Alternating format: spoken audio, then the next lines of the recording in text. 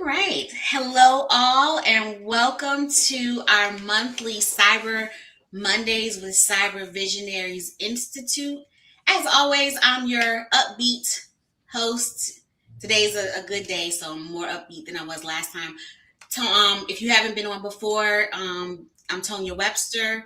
I'm the founder of Cyber Visionaries, and once a month, we try to host a roundtable discussion, just a free-flowing, authentic conversation about different topics in the industry and how that helps people who are getting into the industry, professionals who are already in, to provide their insight. And I'm excited tonight because we got two very special, wonderful ladies on with me tonight. And this could go so many different ways because we're going to have just a fun conversation tonight. So I'm going to allow them to introduce themselves. I'm going to kick it off to Schlaine and let her introduce herself. Hello, everybody. My name is Schlaine Hutchins. I am a cybersecurity professional. I've been in the industry for more than 25 years doing cybersecurity leadership, GRC, audits, assessments. I'm also a certified life and career coach, and I have my own travel business. Have bags, will travel. Yes. Yes. And then I'm going to kick it over to Nicole. All right. Thank you. Good evening, everyone. My name is Nicole Webster. I am a dean at Penn State University. I'm in the College of Health and Human Development. And while I am not in the cybersecurity field, I am in a very unique position where I help to prepare students or work with students and young professionals as they are preparing to leave the academic world and go into the industry. And I also, and we'll hopefully get into some of these questions, I work with industry partners, and so understand very clearly what is needed for folks as they leave and prepare to enter into the workforce. And while I am not in the travel industry, I love to travel. And yes, so we'll stop there. And fun fact, yes, this is my sister. So I have been trying to get her on because she has a lot of insight, things that she's seen and, things that she's been exposed to in situations, as well as Schlaine. So I think this is going to be a great conversation. So the topic tonight is, are you ready? Right? So we've had discussions about what the industry looks like, the gap in the industry, the specializations, and those are really great conversations to have. But before you can specialize, before you can figure out, what you should even be going after in the job market, you got to be ready.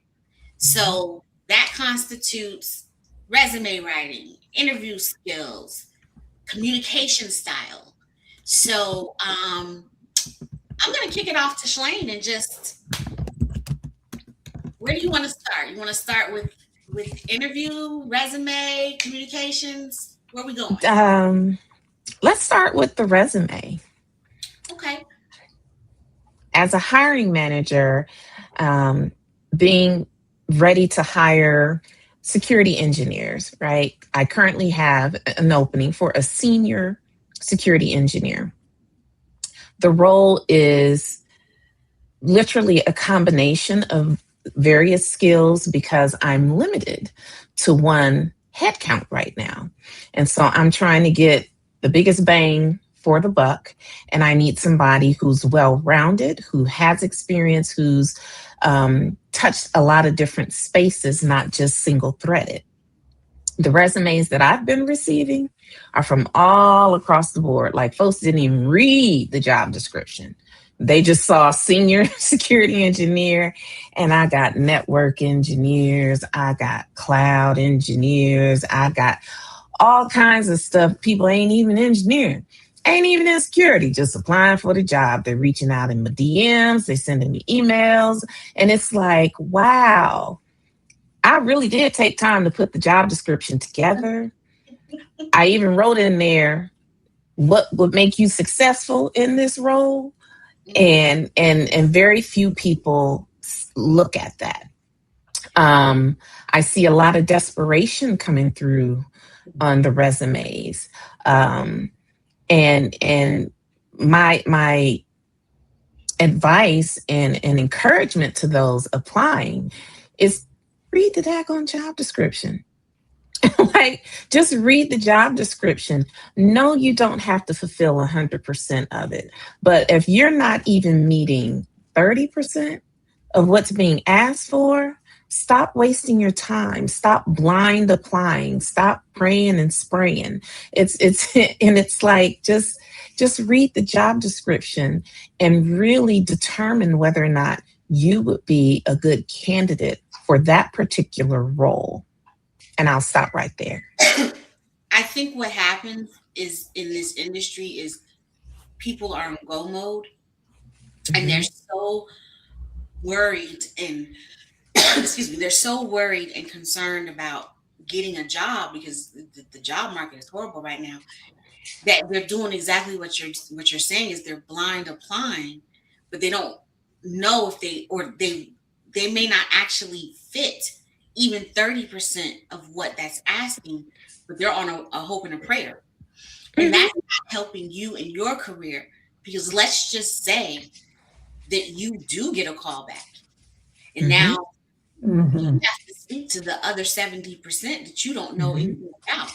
So you put yourself in a vulnerable position when you're applying for things that don't match your full skill level. You have to be intentional. And yes, that takes patience and it might be a little frustrating, but in the end, if you're going for something that's more aligned to what you can do as opposed Mm-hmm. to just blindly putting it out there, the Mm-hmm. rejections are going to come less. Correct. And You will. I'd like to add a piece to that that sometimes people don't think about, and that is your credibility. So if Mhm, you are applying and you are not a good match, and let's say that 20, even 30%, because there's research around about what that looks like with certain groups. Um, the industry is small and people do talk. mhm, Okay. So what happens is you've applied for this position, you only tick 30% of, or there's a 30% match. When you go for that interview, what are you doing to fill in that 70%? And we see a lot of folks who will buffer, they'll use AI to help them prepare for the interview, but they really are not, they're not prepared. And a Mm-hmm. seasoned individual can see that off the bat, that this person is reading from something, their eyes are moving all over the screen. So mhm, you want to make sure that you keep your credibility intact when you apply. And if, let's say you do apply and you think that you are a good match, I want everyone to think about it from this perspective. What is it that you're bringing to the table, but also what is it that this employer is going to gain by hiring you? And so Mm-hmm. you have to think about it from that perspective, which hopefully will then allow you to enter into this space where you are saving your credibility. And also, and funny story, um, I had an interview where the recruiter was, and I've been doing this for years, so I found it interesting. Um, they before the interview they said, please make sure you're not using any AI tools during the interview. And I was like, well, who would be doing that? And he said, you would be surprised. And he said, and Mm-hmm. we can tell. So you think that you might be getting away with just kind of Mm-hmm. incognito typing. They can hear, they can figure out, like you said, your eye movement and if you're paying attention and if you're being um, engaged and focused in that interview, they really can tell. Well, I could tell even some of the candidates that I had through used AI for their resume, which is not a bad thing unless you're not reading your resume, right? And it's like, I done seen three of the same resumes come through with three different names. And I'm like, I just read this same resume. Or even the phrasing for some of the skills is the exact same. And I'm like, Mhm. this is not real. And even though you might have the terminology or the jargon correct, you have to know how to use it, because I'll read it and I'm like, well, that don't make sense. Or what is it that you're actually trying to say? Don't fill your resume up with a bunch of jargon, a bunch of tools, a bunch of, security terminology that you think will make you look more experienced than you really are.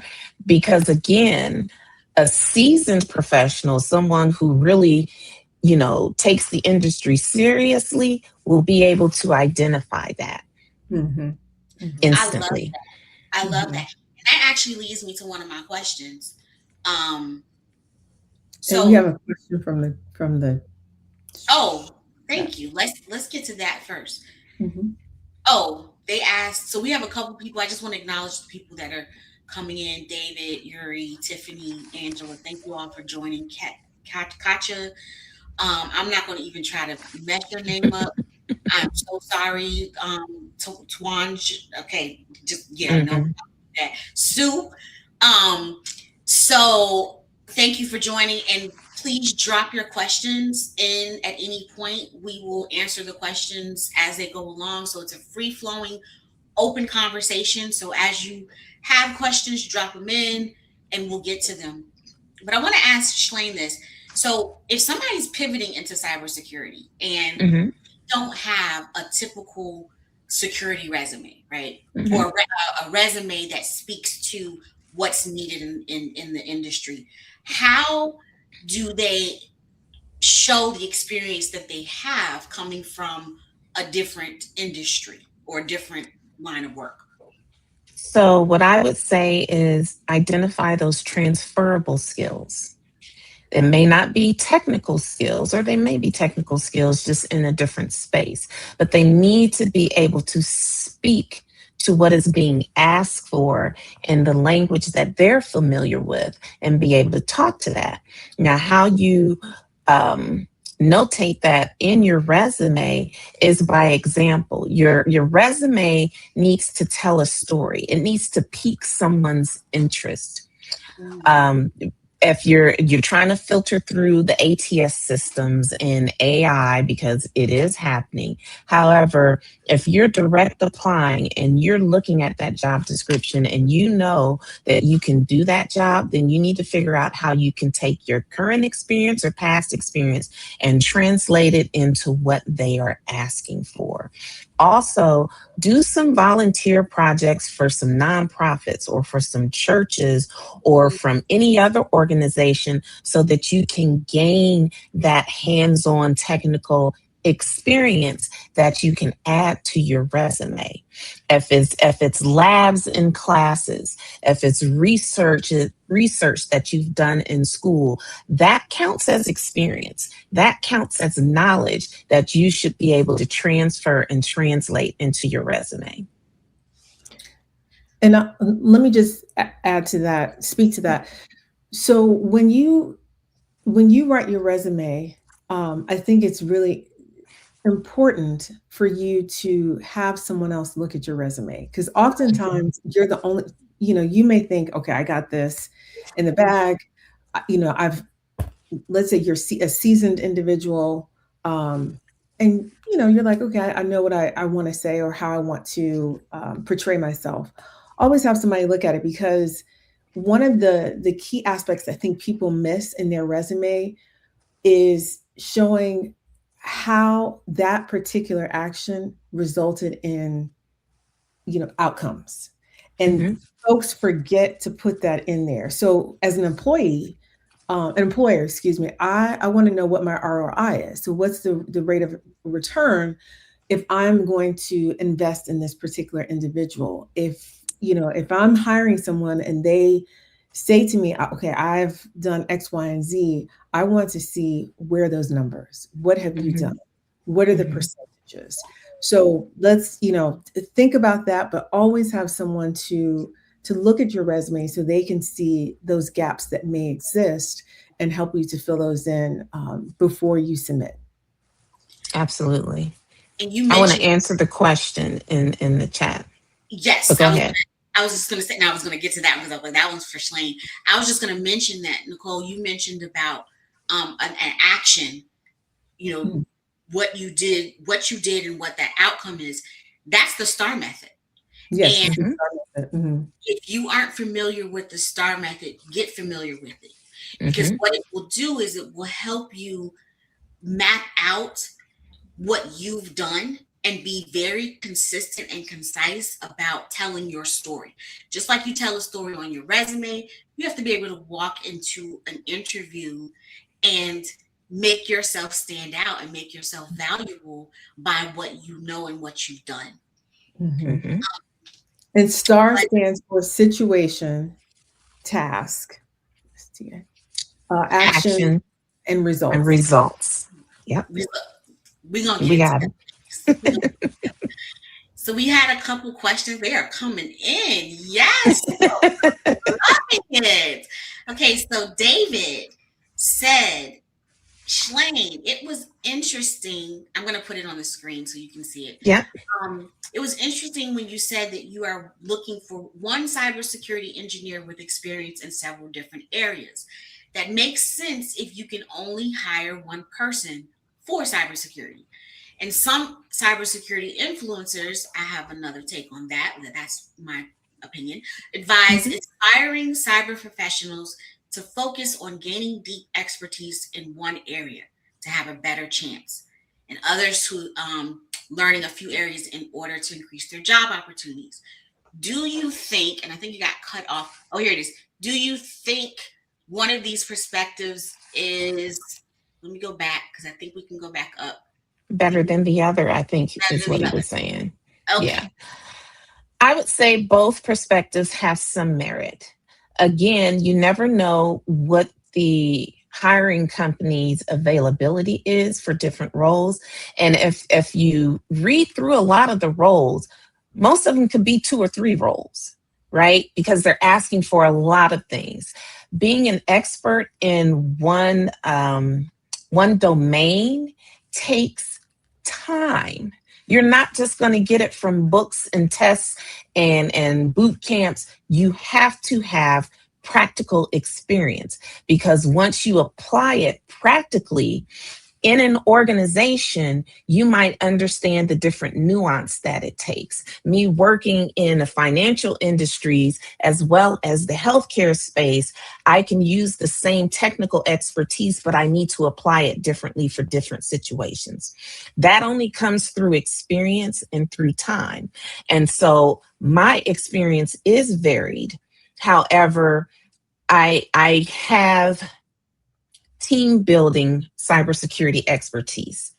I started off with my bachelor's degree. I have my undergrad in electronics engineering, building systems. And now I'm about to date myself because I'm coming from the way back when, we had to write code. We had to know machine language. Okay. I don't know what y'all doing these days, but okay.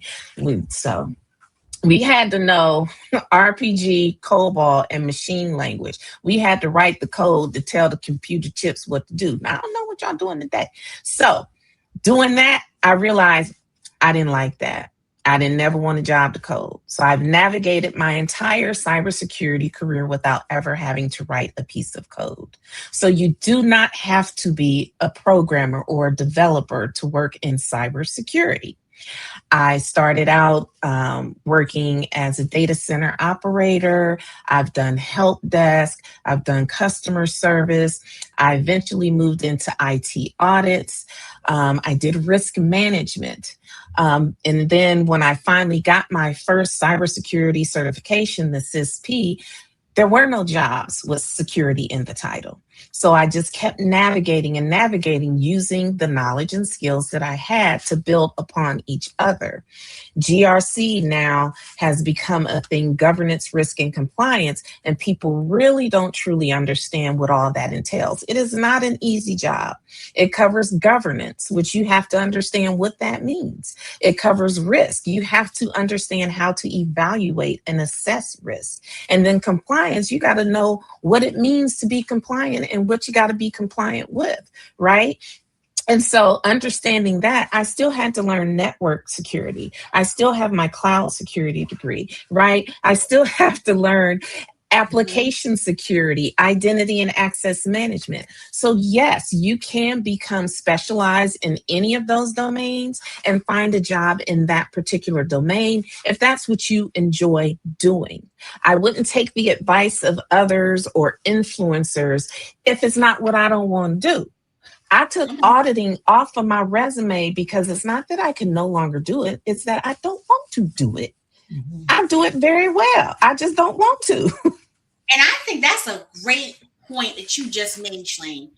Just because you can do it doesn't mean it should all go on your resume. Because now, if you put your resume out there and it's on there, they're going to look at that and they're going to say, oh, I see that you do so and so, and now you're roped into something that you don't want to do.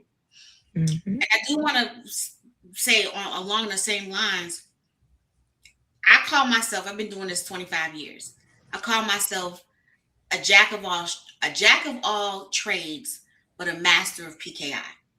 Now, PKI has allowed me the opportunity to work and touch so many different aspects of cybersecurity, DevOps, cloud, networking.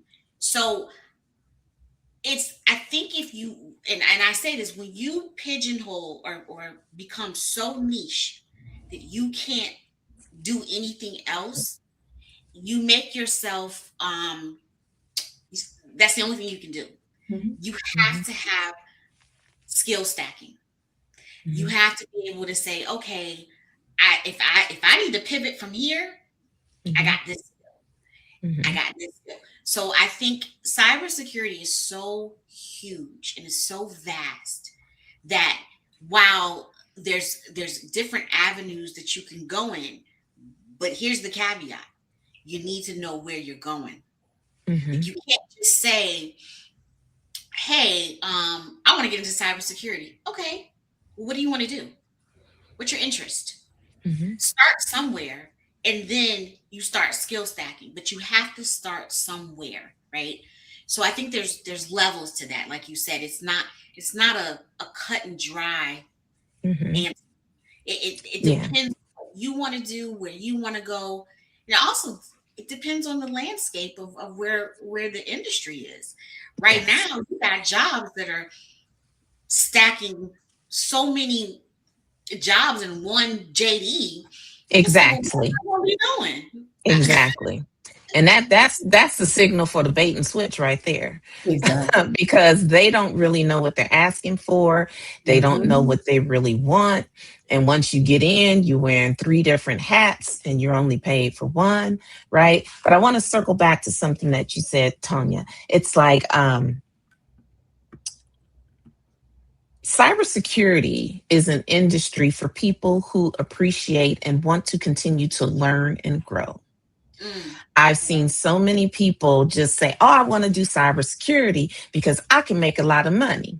And it's like, maybe, right? If you're a learner and if you're coachable and if you have self-awareness and right? Because if you have just character, you have to have integrity to work in cybersecurity. And people, there's this paradox where we're saying, hey, how can we have entry level cybersecurity people, right? We have these new certifications coming out for entry level people, but there are no entry level cyber jobs. I have a heart for people who are genuinely interested in cybersecurity and want to grow. However, To be quite honest, an entry level cybersecurity person is just as dangerous as an attacker because they don't know what they don't know. They only know what they just learned, right? So, a good place to start is in a SOC or maybe an IT audit or maybe in a support desk role focusing on security events and incidents, right? Focusing on configuration of endpoints, focusing on with guidance. With guidance, you have to take learning from someone in a senior position. You can't just get in there and just learn it on the job because boo boo. Oh, baby, I promise you, you're going to hurt yourself and everybody else. Right. So, but I understand the challenge. And so being that person who can take what you've learned in Cyber Visionaries Institute, build you a GitHub, go out and create some products, go out and volunteer and save your work, get creative, do it on your off time so you have something to demonstrate and show that you have the skills and abilities. If they give you the opportunity, you're going to take this opportunity and run with it. Right? You're not just going to come in there, collect the paycheck and be like, woo, I'm a cyber professional. No, you're coming in there to help secure the organization, protect the data, protect the people, and then grow your career. So let me just speak to one point, and I know we have lots of questions, but I wanted to speak to that about how do you stand apart from others, and you talked about that, Schlaine. One of the key pieces of advice, we work a lot with veterans, so folks who are coming back to school. So these are folks who have had perhaps a long-standing career, and now they're coming back to university. And one of the best pieces of advice that I've heard and that I give to others is create a portfolio. Create a portfolio of your work. So a lot of times people are like, well, what does that mean? What does that look like? It's just what Schlaine said. Maybe it's you've created a PowerPoint or a Canvas site or something where you have identified 3 to 4 projects that you've worked on. Maybe one is, you volunteered or something you've done at work. But what I have seen to stand out, and I work very closely with our IST, is our newest school at Penn State. What I have heard from them is when folks come in the door and they are able to showcase their work in a way that looks very different or highlight some of those things that we talked about in the STAR method, they're the ones who get the interviews. They may not get the job, but at least they get their foot in the door. They have people advocating for them. And that's the one thing I'll stress is you may have a mentor, you may have someone who's mentoring you in the field, but you want an advocate. You want someone who can say, when you're not in the room, this is why this person needs to be hired. This is what this person brings to this particular position. And so if you're in a position where you can do that, I think it will help you stand apart from the rest. I love that. And we're going to get into that mentoring in a minute.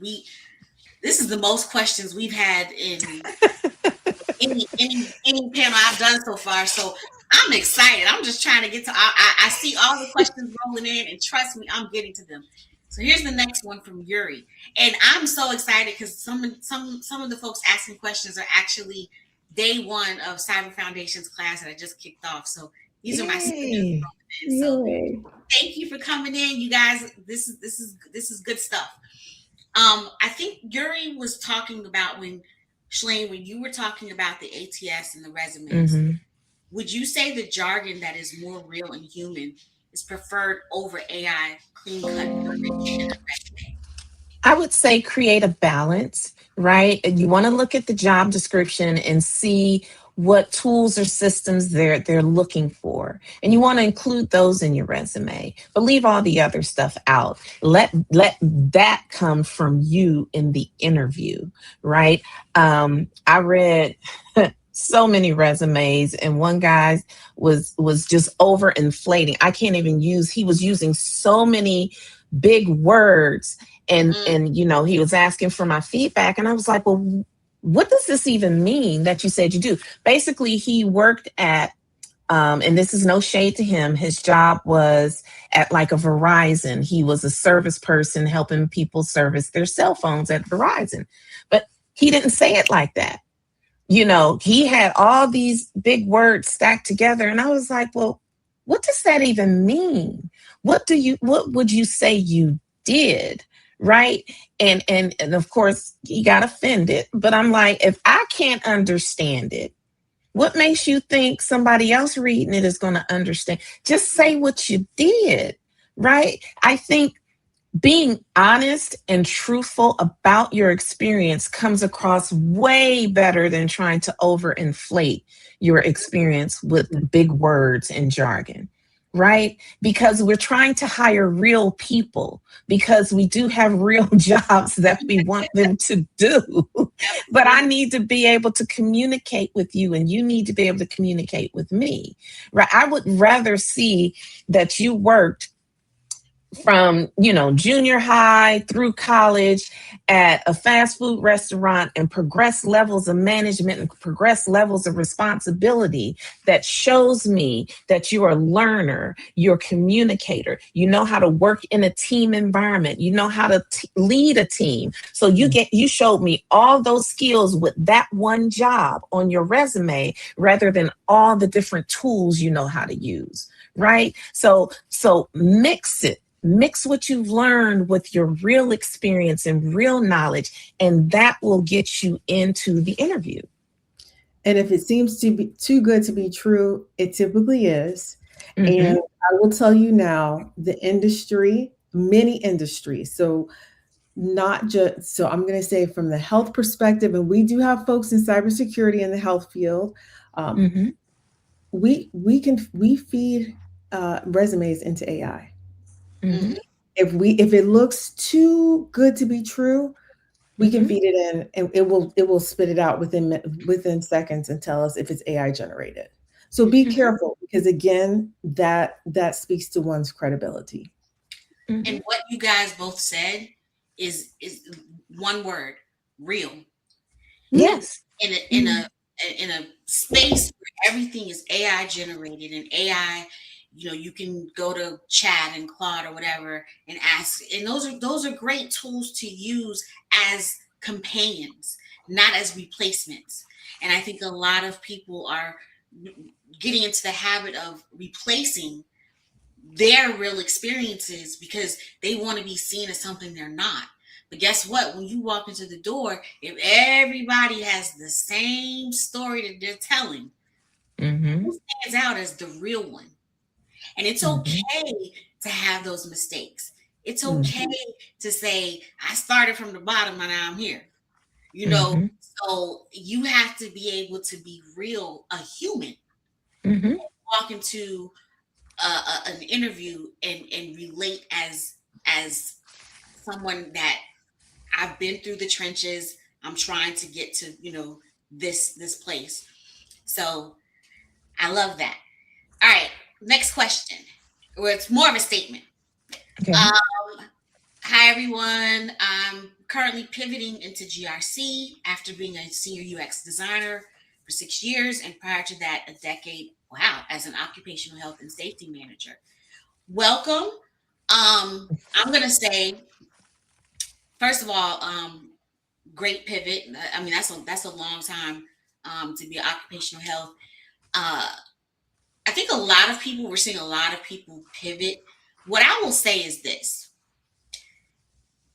know why you're pivoting. Are you pivoting for money? Are you pivoting for the love of it? Because a lot of people get into this industry because they see influencers day in the life, making money, cars, this, that. But what's behind the scenes? Are they Mm-hmm. loving what they do? Are they passionate about what they do? Are they burnt out? Do they get tired of it after 2 years and realize this is not for me? Mm-hmm. So if you're doing this because it's something you really want to do, go for it. Go put it all in.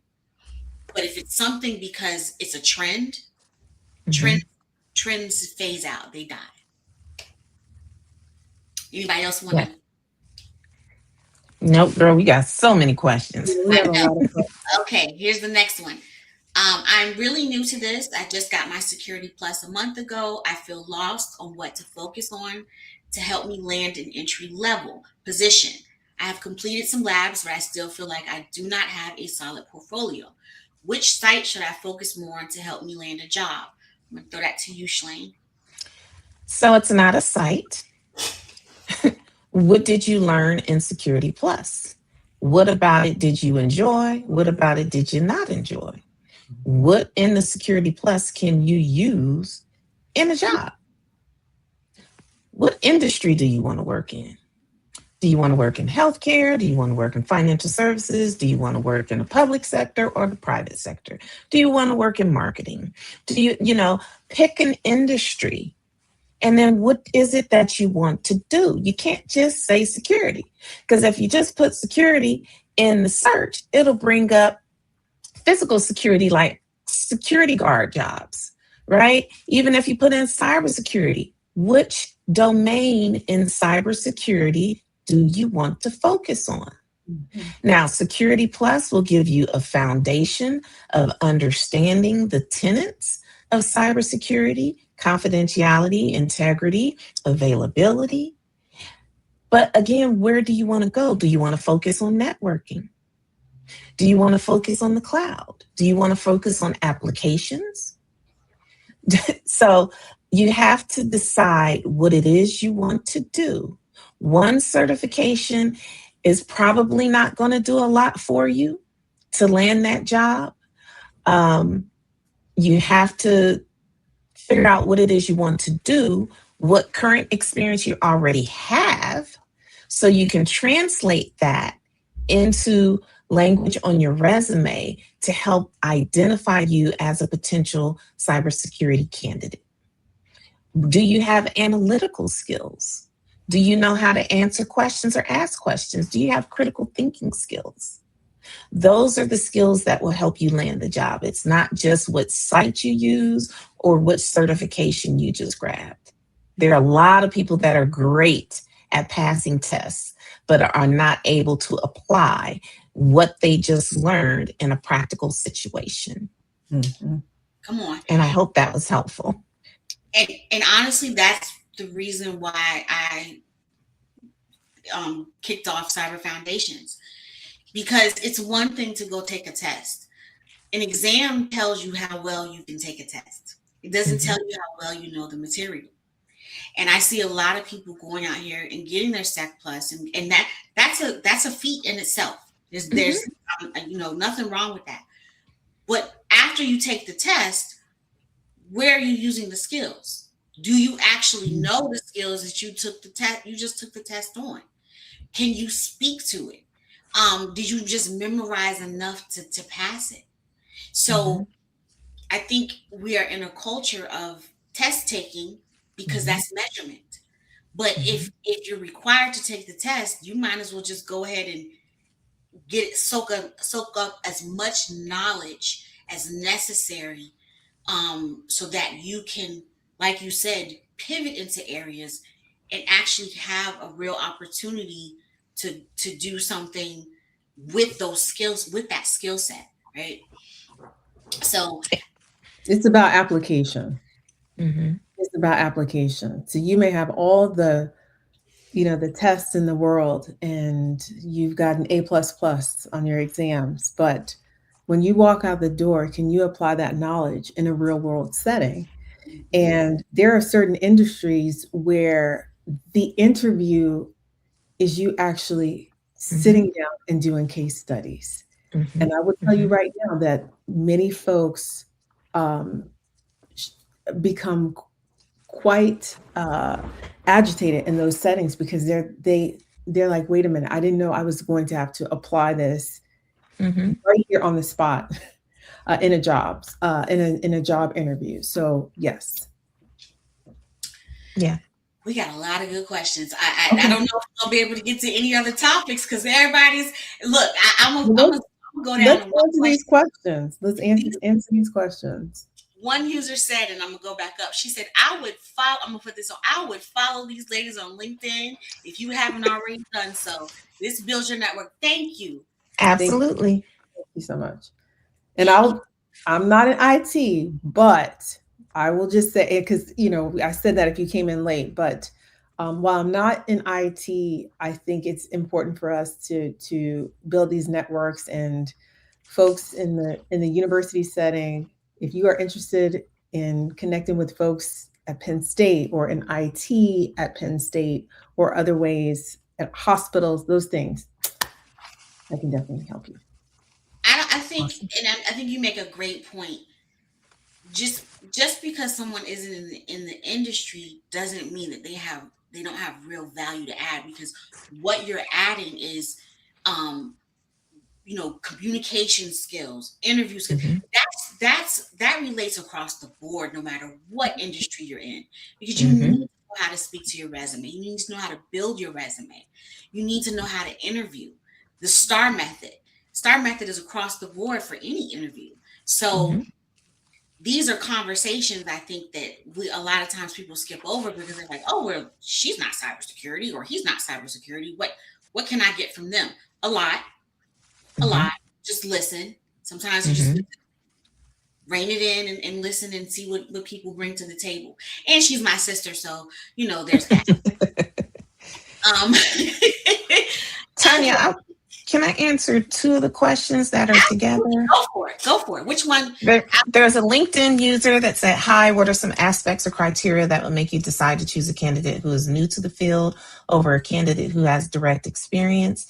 And then the second one right under that is, I have non-tech background in workplace experience and customer service. How's the job market as an entry-level cyber analyst? So the first question, the aspects that I would look for is, again, someone who is coachable, someone who is an avid learner, someone who can someone who's eager to grow, who has some self-awareness, who knows what they know and also know what they don't know, right? We don't like that question in interviews. Well, what are your strengths and what are your weaknesses? No, it's like, where do you shine and where are some areas that you would like to grow? I'm looking for people who are ready, who are willing to do the work that it takes to grow, right? Not coming in, when I want an expert, I want the expert to be confident. I've interviewed several people for this role. And there was one candidate who its resume was pristine. I knew I was going to pass him through to the next level. Yet, when we got in the interview, he couldn't speak to his resume. He had all the right words. He had all the right certifications. He had all the right skills and experience. And yet, when I just asked him, hey, walk me through your resume, he couldn't even read what he had on his resume. He couldn't make that resume personal. So I knew he didn't do none of that on his resume. Either he didn't, or he's not used to talking about it. And this is what I mean when I say that. When you're proud of something that you've done, say you were out playing sports and you did a great job and you won or you helped the team, and you share that with a friend, you don't have no problem doing that, right? Or something you created on your own. You wrote this program, you developed this website, you built this tool. You have no problem sharing that with someone. You need to do the same with your experience on your resume. This is what I did when I was in this role. I was, this was my title, but these are, I don't want to hear just the tasks that you worked on. I want to know what problems you solved and what value it created for the company.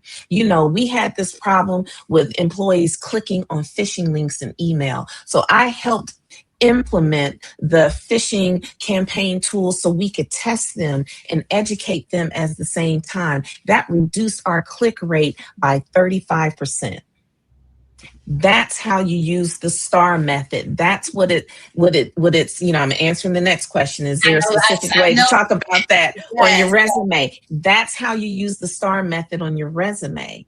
Right? We had this situation, or this was the problem. This is what I implemented. This is what I led. This is what I participated in. And these are the results. It reduced this, or it improved this, or we created efficiency here. That's how you talk about that. And when you do, no, sorry. Nicole, please. I was going to say, when you do land that interview, use that same STAR method in the interview. Every time, because the worst thing that can happen is when an interviewer is asking you a question and you respond with something very generic, like, oh, well, tell me a little bit about, what you did in your role. Oh, I was the technical advisor for, what have you, technical advisor. Okay. And expound on it. Expound on that. Well, in my role as technical advisor, I was able to stop, 25% of the leakages that we had because of students. I'm using this because this was actually a real example. Hacking into systems because they wanted to see their grades. Give real. Yeah, it did. There was a student. I digress, but just real quickly, there were a group of students who had learned how to hack into the main server for a particular college, and they were changing their grades. At any rate, where were they when I was in college? What'd you say? I said, where were they when I was in college? but at the end of the day, being able to show an employer what you did, not just in terms of just the title itself, but what were those outcomes in numbers? Because also you might be talking to people who are very number driven and oriented. They want to hear that as well. Or if you're moving to that next step, they want to be able to talk about, oh, this person was able to talk about percentages in a way that we haven't heard from other applicants. So making sure that you, again, I'm going to keep saying this, stand out and bringing your skills to life. And I'm going to also talk about another word I'll just introduce. Is we talk about soft skills, but now the term is power skills. Because you are in a position, you are now using these skills, communication and all of that, but it's the power behind those skills that then separates you from the wheat and the chaff. Yes, don't put on your resume, I'm a great communicator, and you can't talk in the interview. What does that mean? using chat language when you email me. Right? So that leads me to, and I know we have a lot of questions. Oh, okay, wait. Well, let's get to the questions. I wanted to get into this because I know unless I would love to bring you ladies back on to continue on to some other topics. We'll go ahead and get to these questions, and then we're gonna have a part 2. So you guys make sure you tune into part 2. But I think we answered the STAR method. This one was, I have 25 years of IT admin, but am ready to switch to cybersecurity. How would I adjust my resume for an entry-level SOC or GRC role? I'm going to take that. Okay. I think a lot of people don't realize that everything you do is transferable. It's how you word it. Okay. So you have to take a look at, first of all, when you say, I want to adjust my resume, have you looked at what entry level SOC JDs look like? What are they asking for? What skills do they have? Now you go, so just go on LinkedIn, look at some JDs, determine if what you've done in your career, even if you're transferring from health, the health industry, or whatever that looks like, how does that translate into the role that I'm going for, the lane that I want to be in? It can be done. It just has to be done tactfully, truthfully, and you have to be honest about saying, hey, I'm coming from one industry to the other, but these are how my skills align. Mm-hmm. So, Schlaine, am I off base on anything? That's it. That's it. There is no cut and dry answer for a lot of the questions that you all are asking. Mhm. I'm going to be like the attorneys. It depends. It just depends, right?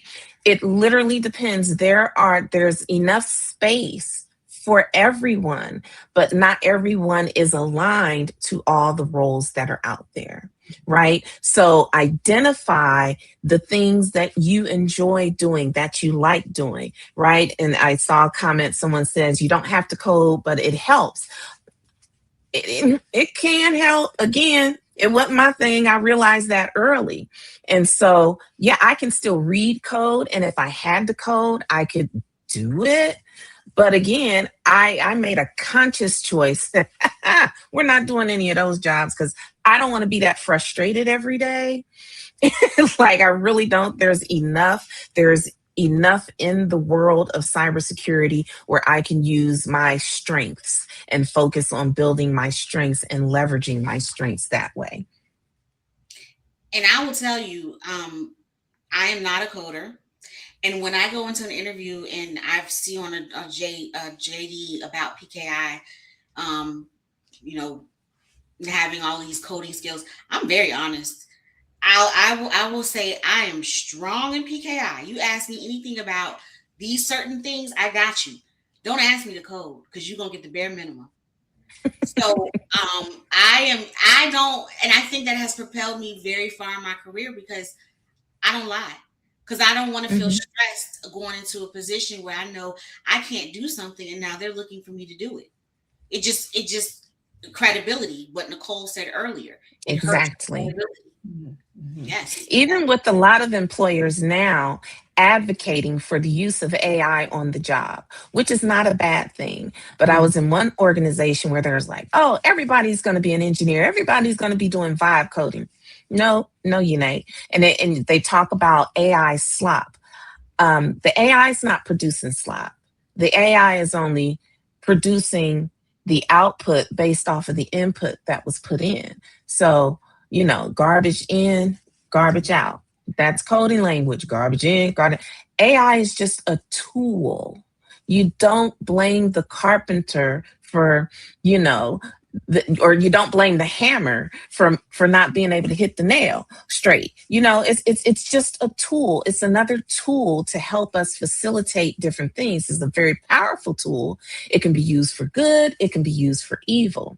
So don't rely on the AI, because again, you have to understand what it's producing to determine whether or not that's even accurate. Mhm. So, understand, people say, there was a team that I was managing that wanted to implement AI on top of different security processes within one of our XDR tool. And I'm like, show me the processes you're doing now manually.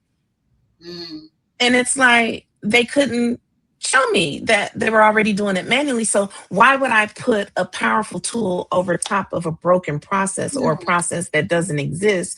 Just to, it doesn't make it go faster. That's just going to produce more work and more headache. And more If you error. can't exactly. So, AI is not the end all be all. It is powerful, but it has to be used with caution. Mhm. Mhm. So I know we got about 6 minutes left. We might go a Wow. little bit over to answer some of these questions. I don't know if we're going to be able to get to all of them, but we are going to try. So, Are there next any that one. can be grouped together? I'm sorry, what was that, Nicole? Are there any that can be grouped together? That's kind of what I was looking at. So I think these next two questions, what, and Schlaine may have touched on this, what does Hmm. cybersecurity technical interviews look like? And should you only put the jobs relevant to what you're applying for? I think we touched on both of Yes. those. Yes, a cybersecurity tech interview. What we used to do at one organization I worked with was you have a phone interview with the recruiter, and then you've had a phone interview with the hiring manager, and then you were brought in on site for a full day for a project. And we had to shorten it, but you did. It was called a project day, and so they developed a scenario to walk you through how you would resolve the issues or the challenges that they were giving you using your technical skills. What sites you went to, what repositories you use, but then they also gave you access to a Slack channel or a chat channel and gave you people to, consult with during the project. And if the candidate never reached out to anybody for help, that demonstrated they were not a team player. They did not, it was like, okay, so they were looking for all the different skills. Not only can you interview well, but do you know how to code? And then the problem was never for you to finish the project because you weren't supposed to finish it. They wanted to know your thought process and which direction you went through. So that's what a technical cybersecurity interview could look like. I don't know what they're doing nowadays because, again, things have changed. That's great info. I know there's a lot of comments. I'm going to try to get to the ones that are questions. Hmm. So this one is, I'm wondering if the mentorship guidance on the job is there and how companies are preparing for I think that's to fulfill Hmm. current demand, which many come with many people who are new to the field. Um, I think we all can weigh in on this one. So, Most Nicole, environments are not created for new candidates to be successful. And Mhm. that's just the way it is in the company. A lot of companies are aspiring to change their culture and create environments where newly hired individuals, especially in the tech space, have the support and the mentorship that they need. But it currently, in my experience, does not exist in a lot of organizations, unfortunately. So you have to have tough skin.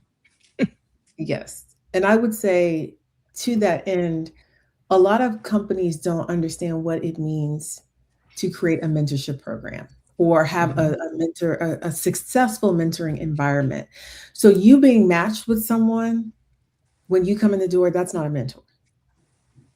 It's not a mm, mentor. And I talk about mentorship a lot in my, just within my field because I say there are three concentric circles to mentoring. So there's that inner, so we'll talk at the outer circle. So you may have mentors who are not in the same industry as yourself. Mhm. So you might link up with one of us, and, through this particular event, Mhm. and who knows, we may end up being your mentor. That's that outer circle. Then the next circle, so there are three circles. The next circle are folks who are tangentially tied to the industry. So they may work in the industry, but not work in your current workplace. But they are people that you can call on, you can lean on for advice. And then that inner circle, so that's the closest circle to you. Those are people who are at your job or in your fields and work in your workspace, who really are offering you that support, not gatekeeping information. They are really those who are um, see the success that you can have and want to help you succeed. Now, on top of that, there are what I say advocates, and a lot of people misuse or don't even understand what an advocate is. And I say everyone should have an advocate. An advocate is that Mhm. person who, when you are not in the room, can speak up for you. They're the Mhm. ones who will say, you may not know this person, but let me do some cold introductions. let me set up a Zoom meeting. Let me tell you why they are the best person for your position, and they're going to make that happen. A mentor is sometimes doesn't have that relationship or the ability to do that, because of whatever there are a number of reasons. But that advocate is what everyone should seek to have in their in their immediate workplace environment, or let's say concentric work environment. So how do people go out and how do people find an advocate if they're new into a field? That's part two. Okay. No, and I say that because Mm-hmm. it's a lot of those power skills that we talked about, and Okay. making sure that people understand what it means to sometimes do a cold call, and say, Mm-hmm. I saw you on LinkedIn, or I heard you speak. Could we set up a Zoom meeting, or if someone you saw in person, can I meet for you for lunch? Someone was telling us a story at one of the consulting firms we work with. And they said they wanted this person to be their mentor. But the person said, I'm not the best person to be your mentor. I will be your advocate because I've been following you. But she said in order to get to that person, it took her almost 3 months. And she had to have some thick skin and continue to send those emails. And once she made that contact, she said, I am where I am because of this person. That's So amazing. it is. It is. It takes tenacity and perseverance. I think we have time for one more question, and then I know there's so many questions, and I'm so appreciative of everyone. That just means that everybody's doing a really good job. Um, where is the question now? Okay, this is a great one. Regarding age discrimination, would you suggest taking the year you graduated from school off your resume? Also, would you suggest limiting your work history to just the last 10 years? I did both of those. I absolutely did both of those. I may not look my age, but it did show up in my resume, right? But yes, there is true age discrimination when it comes to certain roles, certain companies, certain industries. There's still a lot of legacy thought processes and mentalities and perspectives that still float out there. And right now, we're living in a world where we have at least 4 generations in the corporate workspace, and Mm, so it is a challenge. But I did that, and it's been successful for me. okay. Well, I just want to say thank you. We're gonna end this. I want to thank everyone for first of all coming in. I want to thank Schlaine and Nicole for coming on. I'm telling you, we're gonna have a part two because we just we only touched the surface of the topics that we were going to talk about because we were going to get into communication. I think we touched on men, interview skills and resumes, but I want to really talk about communication in the workplace and mentoring. I know we touched on Mhm. that. So thank you all. If you have any more questions for any of us, please go find Before us. we go, Oh, yes, can I yes. just can I just offer some advice? First of all, thank you all for attending, and thank you so much for the questions. They were great. I love the conversation. I want to say for those who are new or pivoting, or just really want to get into cybersecurity, and you'll be great at it, find someone who is already doing what you want to do, and not just one person. Find 2 or 3 people who have the job title or the job role or the job function that you believe that you want, and just talk to them. Find out what a day in the life of is like, because what you'll see is that even though the job title might say this, the job function is actually something different. Or it Mhm. might be different for different organizations and different companies. So I would say find at least 3 people who are in GRC so you can understand the variance that spans across that role. And just, hey, can we have a virtual coffee? I'd love to find out more about your job and what you do as this analyst or this engineer or this whatever, right? So I challenge you all to identify 3 people doing the job that you believe you want to do. I love that challenge. Yes. I'm going to kick it to Nicole for closing comments. Well, I want to say thank you so much for everyone who joined us. This has been an amazing conversation. I hope that you gained quite a bit from listening to these different perspectives, and take the advice that has been given to you. Mentorship, you know, finding an advocate, and we'll talk more about that in the part 2. I'm sure there will be another one coming. But learn to lean in to those power skills that you have, and really understand how do you bring that to life on paper. Thank you. And my closing comments are just, this is a hard field. And I think a lot of people aren't, they want to try to make it easy. They want to try to make it glamorous. And I've always said, when I talk to mentees, when I talk to students, I don't sell puppy dogs and rainbows. I don't sugarcoat, because it doesn't help anyone. You have to be honest and you have to be real, so that people can have a real career that's long lasting. So I think all 3 of us, even though we might be coming from different perspectives, different places in the industry, we are all seeing the same things across the board. So take these wonderful women's advice. Um, Take mine too. So uh, just keep pushing, keep trucking, and until part 2, reach out. I'm available. I have Schlaine's information, Nicole's information in LinkedIn, and we'll try to answer some of these questions offline that we weren't able to get to. Okay, so Definitely. thank you all so much, and thank you, Schlaine and Nicole, for coming. Thank you Thank for you. Okay, okay. So I just ended the stream.